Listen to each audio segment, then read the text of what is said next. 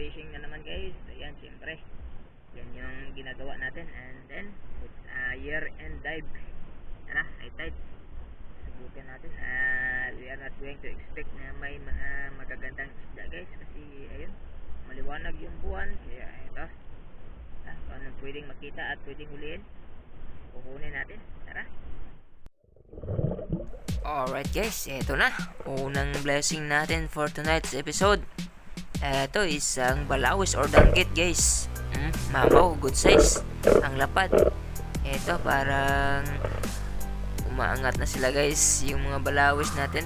Ngayon lang ako nakakita ulit ng balawis. Good size na. At eto sa unahan ay isang needlefish guys, at hindi ko na nakunan nating camera dahil biglaan yung pangyayari guys. Sumalubong bigla sa harap ko, kaya pinana ko na agad at hindi na ako nag-on ng camera. Good size na rin, pwede na to pangdagdag sa ating stringer. And then eto katambak, good size, kaya tinira na natin guys. Pang sabaw, matik yan. Nakakaulam pa rin tayo guys. At ito may isang nilalang akong nakita dito guys, at hindi ko kilala. Hindi ako masyadong familiar sa nilalang na to guys. Ganito kahiwaga ang karagatan guys. At research ko guys, at ito yung lumabas. Basket star yung lumabas guys.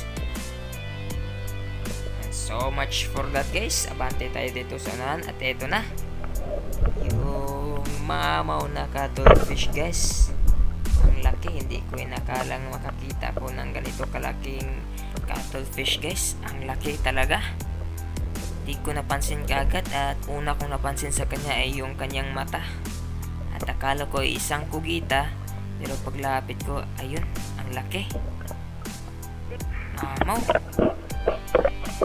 Parang napuruhan ko yata guys, kasi hindi nakagalaw ng pagtira ko guys.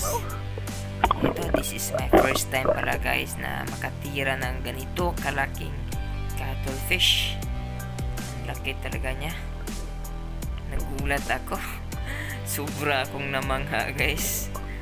Shush! Thank you Lord talaga. Shout out muna tayo guys. Shout out Boss Albert Sotel, Phoenix Bird, Karugsay TV, and June Fishing TV. Shout out po sa inyo. Maraming salamat sa suporta nyo. Thank you Lord.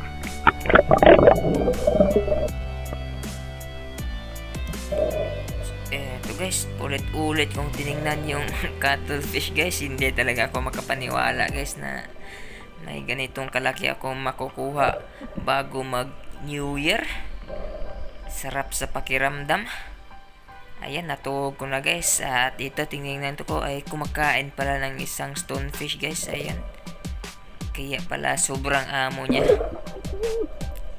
So bante tayo dito sa unahan guys. Ito guys, isang triple tail wrasse guys. Ayan. Piti na naman guys. Matik. Bungkag na naman ang bahaw guys. Shash! Ayan o. Ipus-ipus kung tawagin sa amin. Pwede na to pang ulam guys. Ayan, nagpapakita na yung mga ipos-ipos guys. Dito sa unahan meron din isa. Ayan, nasa pato. Tuhog na naman. Matik yan. Ito yung gustong ko sa spot na to guys, pag medyo namamatay na yung mga seagrasses dito, kasi mas lalong nakikita yung mga isda sa mga butas ng bato guys. Unlike sa mga nagdaan na buwan ay pahirapan yung paghunt ng mga ipos-ipos kasi maraming mga seagrasses. At ito, akala ko another cuttlefish na naman, kaso butiti pala guys. Na prank ako. Dito sa unahan, abante tayo. Ito, another ipos-ipos na naman. Ayan, marami sila ngayon. Good size na rin, kaya pinana ko na magdagdag sa ating stringer kasi papaahon na tayo. Ayan, pabalik na tayo kung saan tayo nagsimula kanina. Dito pa sa unahan, another ipos-ipos. Ito talaga, good size na rin to. kulay green na. Sarap sa sinigang. Pwede pang tula rin. Pwede pang prito. Basta pang ulam, pwede na yan. Ayan o. Kaya kisi-kising age.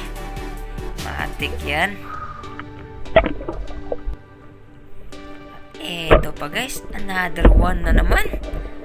Buenas tayo ngayon kasi nasa mababaw lang tayo pero nakakahuli tayo guys. Nakapagdilihensya tayo ng kaunting pangulam. Eto, another na naman. Triple Telras. Sigurado na naman yan guys. Terno yung huli natin ngayon. Mga ipos-ipos.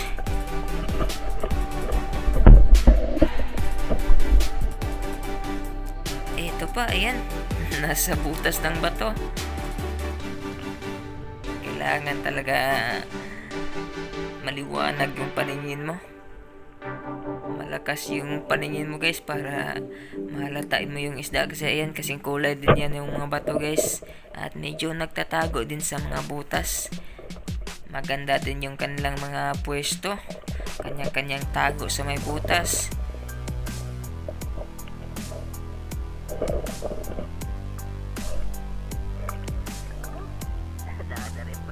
Guys.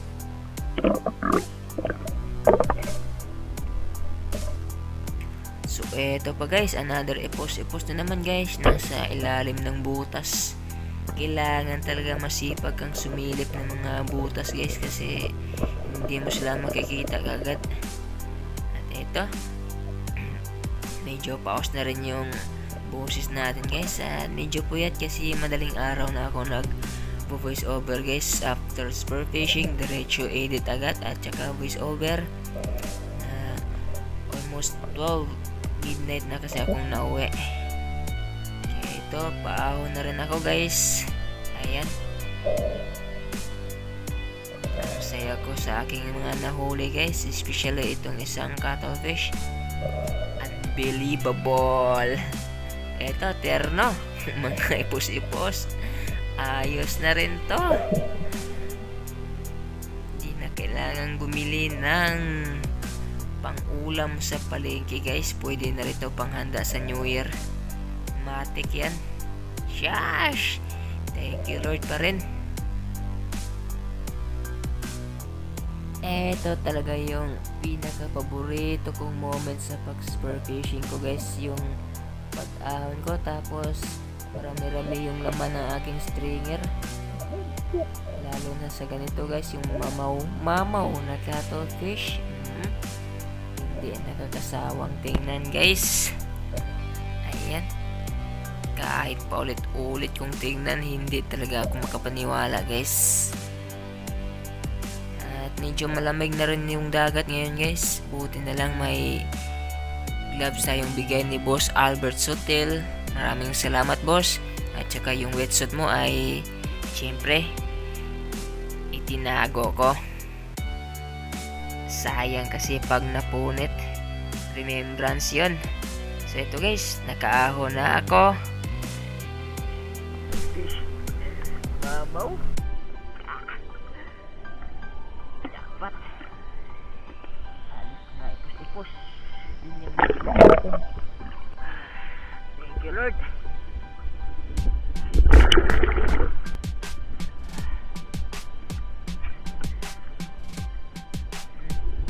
Lunod. Lunod. Halos mga ipos-ipos yung mga isda natin guys. Hindi na. Ako na lang mag-isa dito sa dagat kaya umian na. Alright. Thank you Lord. Sa moments after guys, eto nakauwi na ako guys. Safe pa rin. Thank you Lord. At ginabayan mo ako palagi. So eto na. Jackpot. And that's all for this episode guys. This is Jerome in Lisyang Niwang channel, and spearfishing is one of my way of living. Thank you so much for watching, and see you next episode. Happy New Year everyone.